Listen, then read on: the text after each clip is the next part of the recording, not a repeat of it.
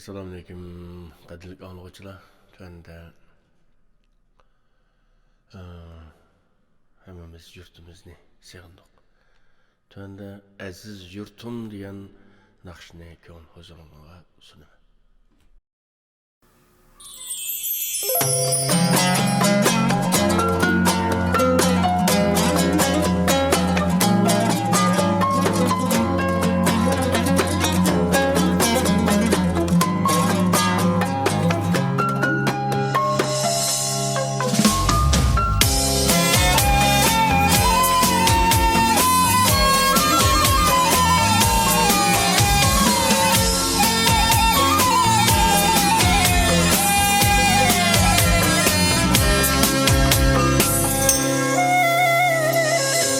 Güzel yurtum seni yad edip geldim yana sana baş eğip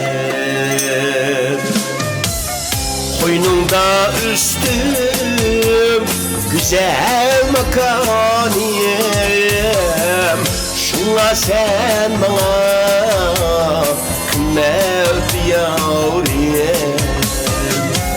koynunda üstüm güzel makaniyem şuna sen bana kıymet yavrum.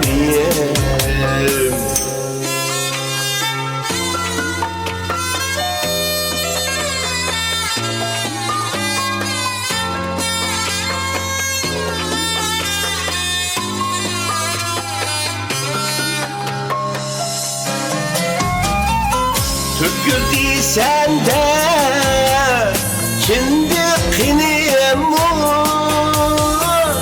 sende günüm şad diye ömrüm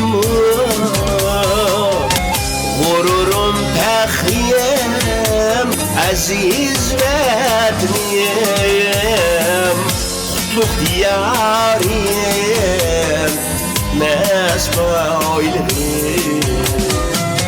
gururum pəxriyem aziz vətniyem kutluk diyariyem mesbailim.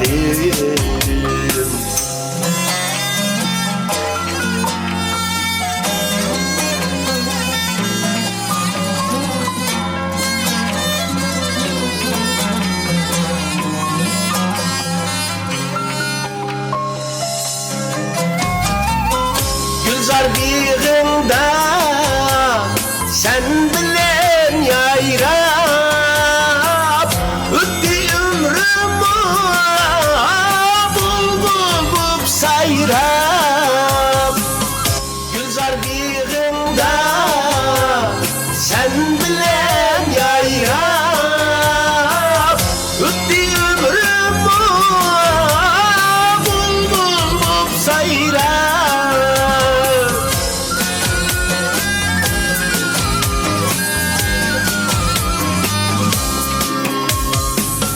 Yaşayman şuna seni kadirleyip bir ömür ötey seni Medine. Yaşayman şuna seni kadirleyip bir ömür ötey seni Medine. Bir ömür ötey seni Medine. Hey güzel yurtum